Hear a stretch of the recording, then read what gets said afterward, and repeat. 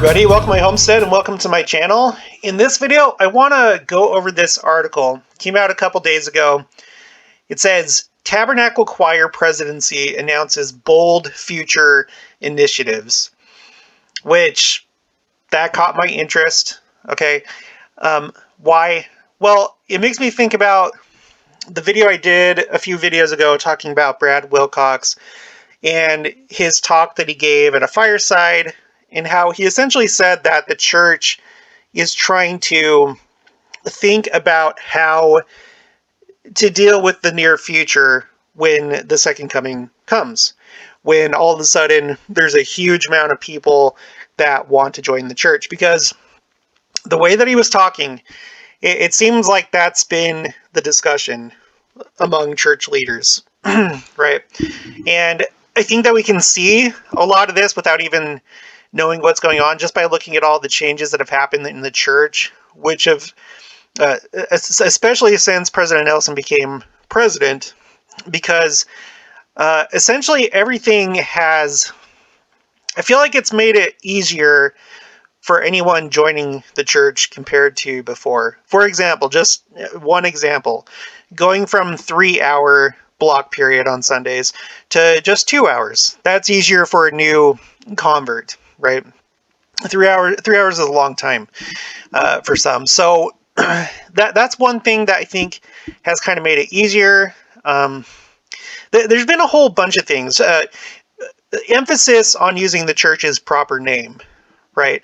We've talked about that before on the channel, how we really need to make sure, like, we're no longer really in the era, I don't think, of differentiating ourselves from other Christian churches and showing what we have is unique that they need.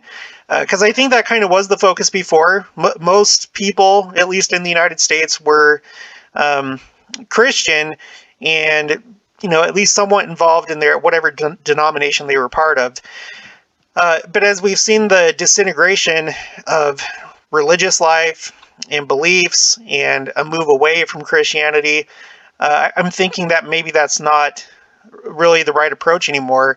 And now we're looking at those in the lead up to the second coming who are looking for Christ that can't find it anymore where they used to be. And then also posturing the church to embrace everyone that wants to join it, so they can easily recognize it, and so that the transition will be better for them compared to how we did things before.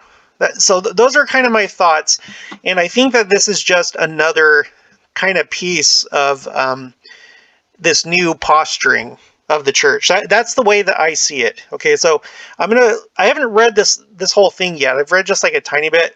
I'm gonna read through it, comment on it, and I kind of want to look at it through that lens. The church preparing for disaffected Christians who are looking for Christ between now and the second coming, and then also just getting ready for the second coming and the big influx that it seems that the church is expecting when that occurs. Okay, so after the title, it says, focus on church mission, missionary efforts, digital media, worldwide visibility. So that, I think that's like another way of saying wanting to be seen throughout the world, be known. Whereas people may not have known about them before, this is another way to help get the church's presence in other parts of the world that maybe otherwise, without the Tabernacle Choir, maybe they wouldn't have heard about it or thought about the church, except for with what they're planning to do in the future. So, okay, I'm going to zoom in just a little bit more. Michael O. Levitt, president of the Tabernacle Choir at Temple Square, addressed a virtual audience of members of the choir organization Thursday night as he announced 4 new high-level objectives that will set a bold and historic direction for the famed choir and orchestra. This is exciting. Levitt and his counselors, L. Whitney Clayton and Gary B. Porter, have been in place for 6 months.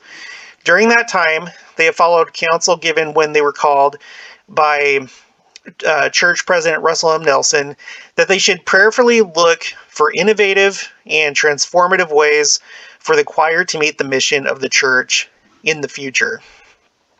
So, yeah, so we have President Nelson's involvement in this and him specifically asking them to look for innovative and transformative ways to meet the missions of the church in the future. It's interesting. I think that you could kind of put this in the same category of all the other changes that have been happening in the church. And I don't think that those are over, by the way. I think that there's probably going to be more and more and more. We've talked about how there's this kind of phrase being used a lot lately about the ongoing restoration and a lot of hints of changes to the church. So anyway, I think that this is just another part of that. Levitt said when they returned recently to the first presidency to ask for approval of their key objectives and plans, quote, President Nelson and his counselors expressed their enthusiastic approval of what we will discuss with you tonight. Okay, end quote. The first of the 4 new key objectives for the organization is to expand the choir's digital audience. Currently, the choir organization reports its social media activity in hundreds of thousands of subscribers. The choir now aspires to measure this reach in the tens of millions. Wow. So from hundreds of thousands to tens of millions. I'm thinking about that like in YouTube terms, like now that I'm gaining more and more subscribers. And that is quite a goal, going from hundreds of thousands to tens of millions. Okay, so the choir now aspires to measure this reach in the tens of millions by seeking new and more diverse audiences worldwide and moving from CDs and DVDs to streaming on social media and evolving with technology. Yeah, now I have to admit, I haven't really followed the Tabernacle Choir a whole lot. I like them, and I've talked to Betty Horn. I'm sure Betty Horn's listening to this, and she was part of the Tabernacle Choir. I interviewed her in the very early days of the channel.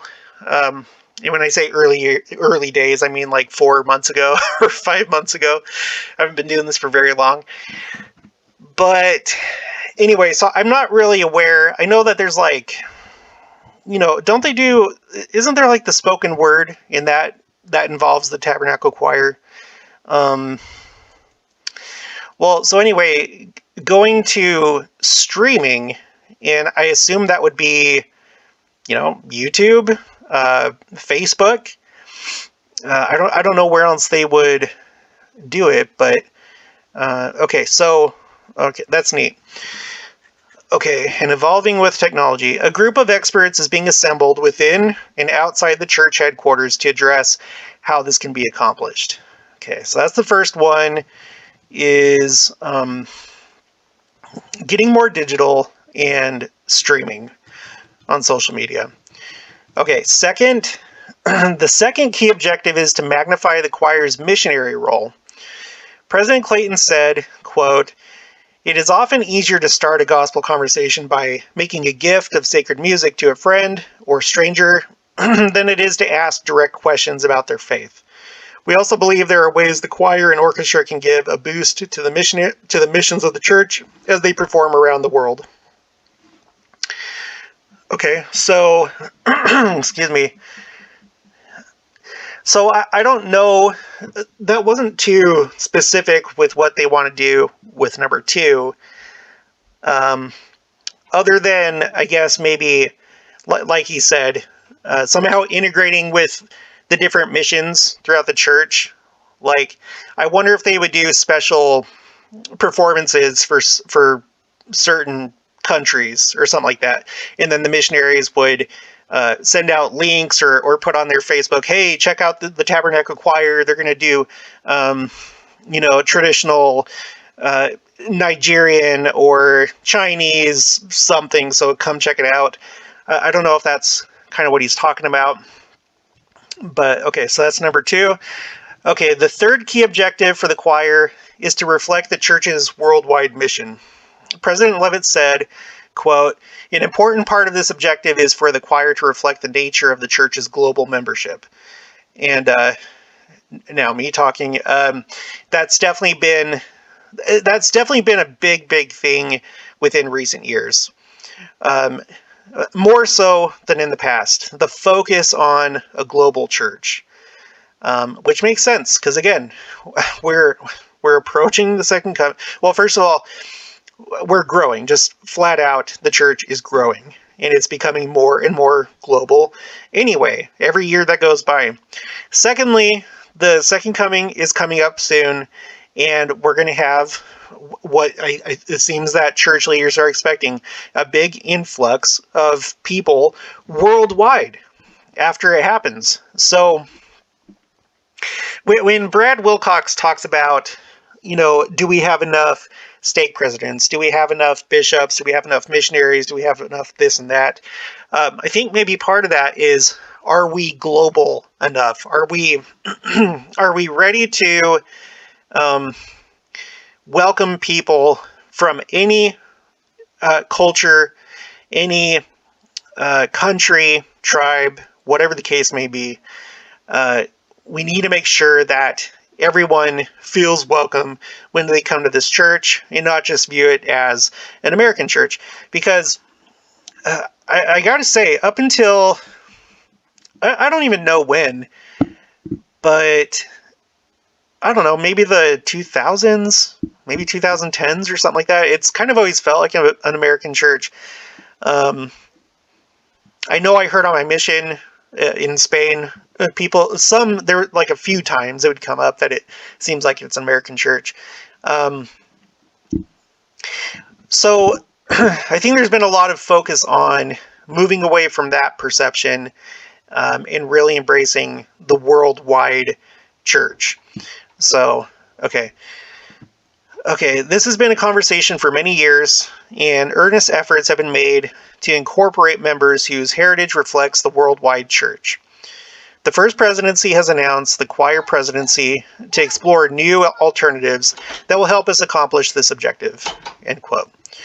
Okay, and fourth, the last key objective of the choir is to increase worldwide visibility. Okay, now I want to see how that's different from the global mission of the church. Okay, so the third one is the church's worldwide mission. Okay, now what are they talking about with visibility? The mission of the Church of Jesus Christ of Latter-day Saints is to spread the gospel of Jesus Christ throughout the earth, and in support of that mission, the Tabernacle Choir periodically conducts tours. President Levitt said, quote, it is our objective to become even more visible worldwide. We plan to be seen in more countries where the choir's physical presence will make a difference by lifting missionary work, inspiring member devotion, and building important friendships for the church. End quote. See, now I don't know. I don't know much about the Tabernacle Choir, but I don't even know how many people are in it. Other than just like what we see in conference. I don't know if that's like the total number. I don't know if there's like backups, but if they're wanting to do more touring, that might be difficult for some people. Even if they're retired or self-employed and like time is not an issue, it might still kind of wear people down doing so much touring. I mean, I don't know. I have a sister-in-law that she's a performer. She does the viola, and she's in Vegas, and she actually tours quite a bit. It seems like she's able to do it, so maybe it won't be an issue. But I wonder if they would ever consider expanding the membership of the Tabernacle Choir so that everyone doesn't get burnt out. I don't know if that's even a possibility. I don't know what I'm talking about. But I wonder if they would grow the size, if they would have different sections or different choirs within the Tabernacle choir family, so to speak. I don't know. Okay, President Levitt also announced that the 2022 Heritage Tour to the Nordic countries and the United Kingdom by the choir and orchestra, originally scheduled for 2020 and postponed in 2021, has been canceled. Levitt said, quote, "The recent Omicron surge has not permitted the extensive months-long preparation needed for the choir to be able to accomplish the diplomatic and missionary purposes of the tour. Even though by summer conditions may have changed to make travel feasible, circumstances simply don't allow us to prepare adequately," end quote. Further details about the tour cancellation, including information on ticket refunds, will be posted when available at tabchoir.org/tour. In addition to the choir's new objectives, President Porter announced that the choir will make major investments in information technology, innovations to expand wardrobe production capacity, and ways to increase and elevate the use of the choir school. I don't know what that is. What's the choir school? It was always my understanding that, you try out for the Tabernacle choir. I can't remember everything that Betty Horn said, but I don't remember anything about the choir school, so I don't know exactly what that is. Clearly it seems like it's a choir school, but I don't know what that means exactly. At the end of Thursday night's meeting, President Levitt stressed to members of the choir organization that they had only received a framework for the future, and there would be more details and specifics over the next 3 months. Well, clearly, because I feel like there wasn't a whole lot given here. It was just kind of like a brief summary, from what I can tell. He encouraged members to think of these changes as gradual, occurring over multiple years, but with astonishing results. Okay, so a new development in the church. We'll just have to see what they do exactly, what they're able to accomplish. But I'll be following this, and I'll report on it as things develop. I think it's exciting. I think that this is going to be a really good thing, and I think it is going to help to continue with the efforts in gathering scattered Israel. So now, let me know what you think in the comments below. Did you have any thoughts about this? What do you think that they should do? What would you like to see? Just anything that came to you, put it in the comments below. If you haven't already, please make sure to subscribe, like this video if you liked it. Make sure to like it and then share it, and I'll talk to you guys later.